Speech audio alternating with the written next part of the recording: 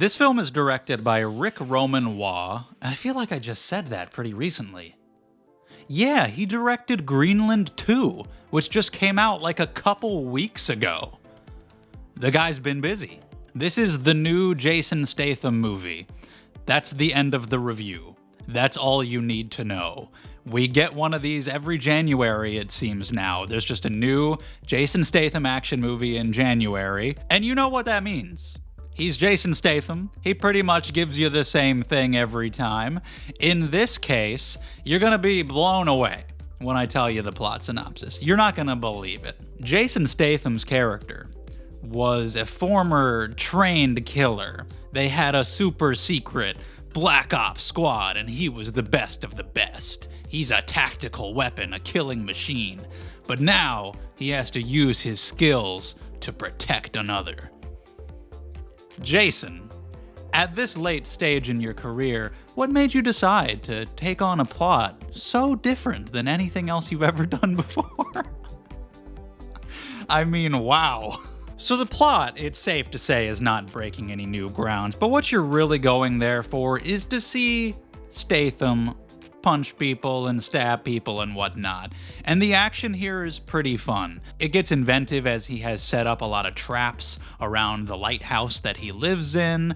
We get some shootouts and some hand-to-hand fights. It's well filmed. Jason Statham and these other actors are still really good at selling it. He's always fun to watch in the action scenes. When they pop up, they were really enjoyable. The problem with the movie is all of the time when the action is not happening, especially in the beginning. We have Jason Statham living in this lighthouse. He's very isolated, and this girl's uncle ends up dying in a storm. She is injured, and he takes her in, and he's trying to nurse her back to health.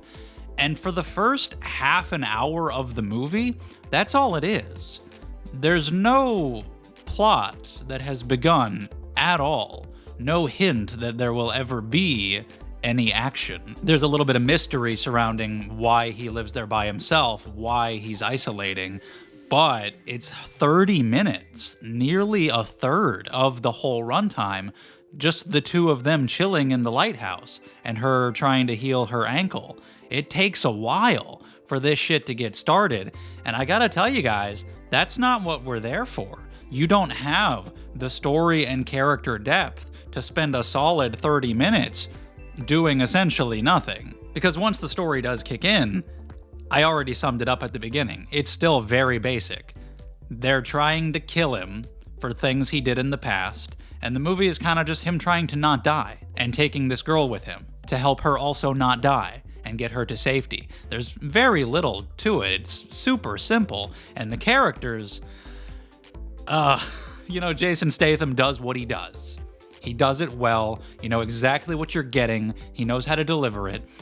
But when it comes to range, he does not often, especially not anymore, really display that.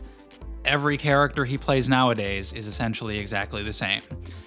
Hey, I'm gonna protect you. Go over there and I'll get you to safety. Don't worry about it. And that's it. His voice never alters from that. At any point. He never has an emotion that rises above that at any point in the 100 minutes. He can do this shit in his sleep at this point, and in this one, it kind of felt like he was. Like, this was just so been there, done that for him, that it's just going through all the motions. He's doing what you're there to see him do, but it's just so played out. As for the little girl, I mean, she's not unlikable, she's a child. I'd like to see her get to safety, but she's also not very interesting because she's just a child. There's not really any interesting characters. There's a bad guy who's constantly hunting them down, and he barely speaks. He doesn't have much of a personality at all. Bill Nighy is the main bad guy. He's just evil, old British dude. There's very little to any of these people. There's not enough depth here at all. If you want it to be really good, you're going to have a lot of action to make up for that. And like I said, it takes 30 minutes for a plot to even begin to maybe emerge, and then it takes a little longer than that before we even get our first action scene. And luckily when those scenes pop up, they are fun. I just couldn't help roll my eyes at all the other scenes when they're explaining the plot and we had this old Black Ops team and it was called Black Kite and he was the best of the best. I literally rolled my eyes. I was like, how do you guys have no shame just doing the same thing over and over again? Money. Stupid question, I guess. The answer is to make money. You know, you had The Beekeeper a couple years ago, and that was very dumb, but it was pretty fun. It had some really good action, and it had quite a bit of it. And then you had A Working Man last year, which I don't remember a single thing about. That was worse. And then this one I remember even less about, even though I saw it yesterday. So they're actually getting worse and worse. We're gonna need to switch it up. They're making a Beekeeper too, so maybe that's what we need. We need Jason to go back to the hive. I would just like to see him do something a little different, man. Do something that has like a story, where you get to play like a character, you know? Is that too much to ask? If you're just the #1 Jason Statham superfan, he does the things you want to see him do in this movie. But man, there's just so little fresh here. It just blends in completely with so many other movies that are exactly like it, just in the history of cinema, and also even just with movies starring the same guy. There are so many that are just exactly this. If you ask me a year from now, Shelter, which one was that? I'll have no idea. As stupid as all of the bee puns in The Beekeeper were, I remember the movie for having all of those bee puns. It was dumb, but I recall it. It's competently made, well shot, the action is well helmed.